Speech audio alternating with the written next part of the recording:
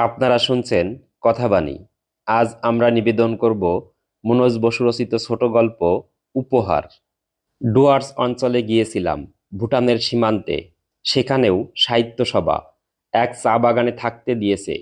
আগে সাহেব সুবরা শিকারে আসতো, তাদের জন্য অতিথিশালা বানিয়ে রেখেছে। ভিতরে ঢুকে তাজ্জব হবেন।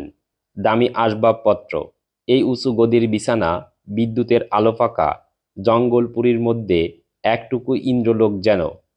আর এক তাজ্জব, ইন্দিরার মতো মেয়ে এই জায়গায়। বাগানের ম্যানেজারের মেয়ে। জলপাইগুড়ি থেকে স্কুলে পড়তো। সমত্ব বয়স হওয়ায় পড়া ছাড়িয়ে ম্যানেজার মশাই বাগানে নিয়ে এসেছেন। ফাল্গুন মাসের দিকে কলিকাতা নিয়ে যাবেন বিয়ে দেবার জন্য। দেখতে বেশ সুশ্রী, অতএব ফিরিয়ে নিয়ে আসতে হবে না, এ কথা স্বচ্ছন্দে বলা যায়। যেটুকু সময় বাসায় থাকি, ইন্দিরা ছায়ার মতো ঘোরে। এত কাছাকাছি একজন লেখককে পেয়ে পড়তে গিয়েছে মেয়েটা। মুখেও তাই বলে, আপনার বই পড়ি, চোখে দেখব কোনোদিন ভাবতে পারিনি। তুমি লেখো টেখো নাকি?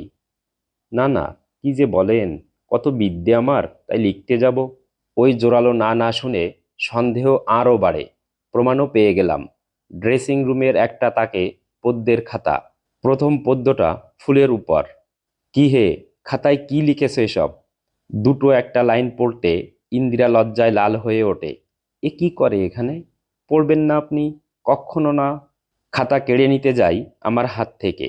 এই সময় ম্যানেজার এসে বললেন, চান করে নিন এবারে, বাথরুমে জল দিচ্ছে। ইন্দিরারই সমবয়সী একটি মেয়ে টিউবওয়েল থেকে জল তুলে তুলে বাথরুমে টব ভর্তি করছে। ম্যানেজার পরিচয় দিলেন, আমাদের মালির মেয়ে, কালীটারা। অতিথিশালার ঘর দুয়ার ওদের জিম্মায় থাকে। আপনি আসছেন, রান্নার লোক খুঁজছিলাম এ কদিনের জন্য। তা কালীটারা আর হয়ে পড়ল। লেখক মানুষ, বাজে লোকের রান্না খাবেন কি? আমি রাঁধব। রাঁধাবাড়া শুধু নয়, আপনার সমস্ত কাজই ওই করছে। আর কাউকে শুতে যায় না। বলেন কি, এত ক্ষমতা ওইটুকু মেয়ের? রাঁধছেও খাসা। ভালো মেয়ে, পড়াশোনাতেও খুব ভালো। আমরা এক বাংলা স্কুল বসিয়েছি বাগানে, ফার্স্ট হয়। কাল এসে পৌঁছেছি। তাই তো বটে, মেয়েটা চরকির মতো ঘুরছে সেই থেকে। পান থেকে চুন খসতে দেয় না। খেয়ে উঠতে না উঠতে দেখি আসানোর জন্য জল গরম করে নিয়ে দাঁড়িয়ে আছে। আসিয়ে বসতে না বসতে ডিবে ভর্তি পান। এর উপরে পড়াশুনো করে শুনে ভালো লাগলো। ঘুম ঠুম দিয়ে সবাই গেছি। মস্ত সভা। এসব জিনিস এদিকে বড় একটা হয় না। অনেক দূর থেকে লোক এসেছে। লোক দেখে আমাদেরও মুখ খুলে যায়। 2 ঘন্টা এক নাগাড়ে বক্তৃতা চালিয়েছি। অত লোক স্থির হয়ে শুনল। বাগানের কুলিকামিন বেশিরভাগ।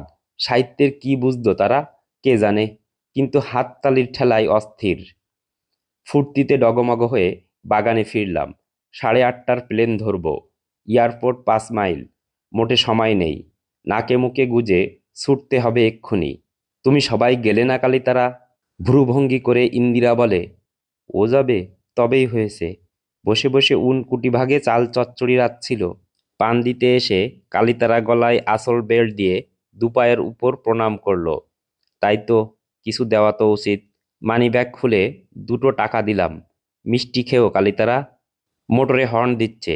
ইন্দিরাকে বলি, সুটকেসটা বের করে দাও গাড়িতে, জামা পরে যাচ্ছি আমি।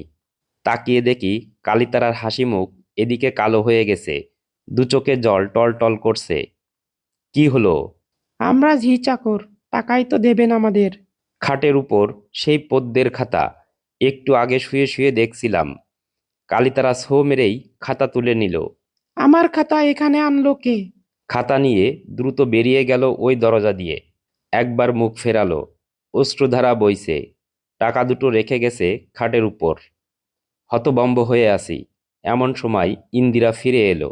আর ভুল করব না। সবাই পদ্মের তোড়া দিয়েছে। তোড়াটা তার হাতে তুলে দিলাম। বারংবার হর্ন দিচ্ছে। আর দাঁড়ানো চলে না। কিন্তু গাড়িতে উঠে চশমা খুলে রাখতে গিয়ে দেখি খাপ ফেলে এসেছি। রোকো রোকো। আবারও ঘরে গেলাম। বারান্দায় ম্যানেজারের গলা, নর্দমায় ফেলে দিলি কেন? অত বড় মানুষটা উপহার দিলেন। অশ্রুরুদ্ধ কণ্ঠে ইন্দিরা বলছে, কালীকে মিষ্টি খাওয়ার টাকা দিলেন, আমার বেলায় জঞ্জাল গুচ্ছের খানেক। খাটাখাটনি আমিও তো করেছি। আজ এ পর্যন্তই। আমাদের গল্পটি যদি আপনাদের ভালো লাগে, তাহলে আমাদের চ্যানেলটিকে সাবস্ক্রাইব করুন। এবং লাইক কমেন্ট ও শেয়ার করুন। ধন্যবাদ।